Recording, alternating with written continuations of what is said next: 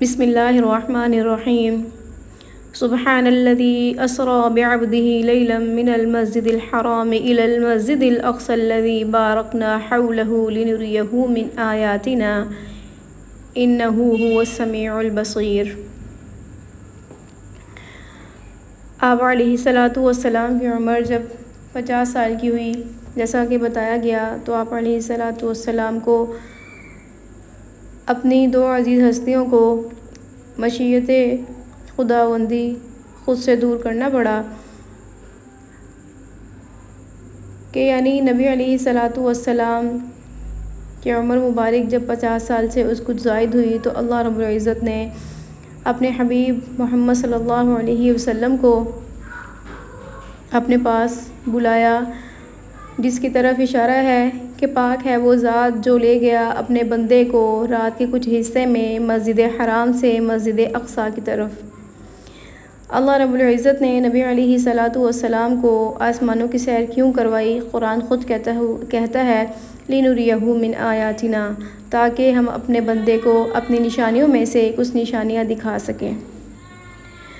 دراصل معراج کا واقعہ آپ علیہ الصلاۃ والسلام کو ایک تسلی دینے کے لیے، ان کی حوصلہ افزائی کے لیے، ان کے دل کو تقویت دینے کے لیے ہے کہ جب اسی سال میں یعنی عام الحزن میں آپ علیہ الصلاۃ والسلام بہت زیادہ غمگین، ایک تو دو عزیز رشتہ داروں کی دوری کی وجہ سے صدمہ، اور دوسرا کہ آپ علیہ الصلاۃ والسلام نے جو طائف والوں کا ظلم سہا اس کا بھی انتہائی صدمہ۔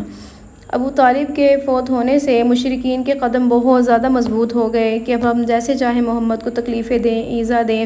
ایک جو مضبوط سہارا تھا حضرت ابو طالب کے ساتھ، وہ ختم ہو چکا۔ نبی علیہ الصلاۃ والسلام دکھ سے بہت زیادہ گزر رہے تھے تو ایک دفعہ حضرت جبرائیل علیہ السلام آپ علیہ الصلاۃ والسلام کے پاؤں کے قریب آئے اور بولا، اے نبی علیہ الصلاۃ والسلام، اللہ سے ملاقات کا نظام بن چکا ہے، آپ کا رب آپ کو ملاقات کے لیے بلا رہا ہے۔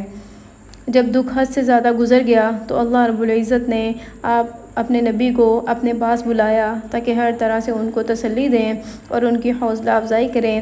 حضرت جبرائیل علیہ السلام نے فرمایا، یا رسول اللہ چلیے۔ آپ علیہ الصلاۃ والسلام کو پکڑا اور حتیم میں لے گئے۔ اب حتیم کیا ہے؟ خانہ اللہ کے گھر کا اندر کا جو حصہ ہے جو خالی ہے، یعنی خانہ کعبہ کے جو باہر کا حصہ خالی ہے وہ حتیم کہلاتا ہے۔ وہاں گئے، وہاں سے حضرت جبرائیل علیہ السلام نے ایک سواری ہے جس کا نام براق ہے، فرمایا کہ براق کیا ہے؟ احادیث شریف میں آتا ہے کہ براق ایک سواری ہے جو خچر سے چھوٹی ہے اور گدھے سے کچھ بڑی ہے۔ تو آپ حضرت جبرائیل علیہ السلام نے فرمایا کہ یا رسول اللہ آپ اس پر سوار ہو جائیں، اور جیسے ہی آپ علیہ الصلاۃ والسلام اس سواری پر سوار ہوئے تو کیا ہوا؟ جبرائیل نے فرمایا کہ اے براق، آج تک اس سے زیادہ عظیم سوار تجھ پر کبھی بھی سوار نہیں ہوا۔ تو نبی علیہ الصلاۃ والسلام نے فرمایا کہ اس براق کی رفتار اتنی تیز تھی کہ جہاں تک میری نظر جاتی اس کا اگلا قدم وہیں پہ پڑتا۔ خیر براق چلا اور وہاں سے ایک جگہ تھوڑی دور جا کر اترا، اور آپ علیہ الصلاۃ والسلام کو حضرت جبرائیل علیہ السلام نے فرمایا کہ یا رسول اللہ آپ یہاں پر اتریے۔ نبی علیہ الصلاۃ والسلام وہاں اترے اور 2 رکعت نماز پڑھی، اور یہ کون سی جگہ تھی؟ یہ مدینہ منورہ تھا۔ پھر دوبارہ براق پہ سوار ہوئے اور اپنا سفر جاری رکھا۔ پھر براق اڑا اور اڑ کر بیت المقدس جا پہنچا۔ جیسے ہی بیت المقدس پہنچے تو آپ علیہ الصلاۃ والسلام کو وہاں سے خوشبو آ رہی تھی۔ فرمایا جبرائیل کی کس چیز کی خوشبو ہے؟ یہ اتنی پیاری، اتنی منہمک، دل کو چھو لینے والی خوشبو کس چیز کی ہے؟ تو انہوں نے فرمایا کہ یا رسول اللہ یہاں پر فرعون کی باندی اور اس کی بچیوں سمیت، وہ اپنی بچیوں سمیت یہاں پر مدفون ہے، ان کو دین کے لیے فرعون نے زندہ جلا دیا تھا، تو اب اس کی ہڈیاں جو یہاں پر رہ گئی ہیں، بچی کچی ہڈیاں رہ گئی ہیں ان کی قبروں میں، یہ ان میں سے خوشبو آ رہی ہے۔ خیر براق کو باہر باندھا گیا۔ آپ علیہ الصلاۃ والسلام مسجد اقصیٰ کے اندر جیسے ہی قدم رکھا، 1,24,000 پیغمبر سارے کے سارے لائن میں کھڑے ہیں، اور امام الانبیاء آپ علیہ السلام کا انتظار کر رہے ہیں۔ آپ علیہ السلام آگے بڑھے، تمام کے تمام انبیاء کی امامت کروائی۔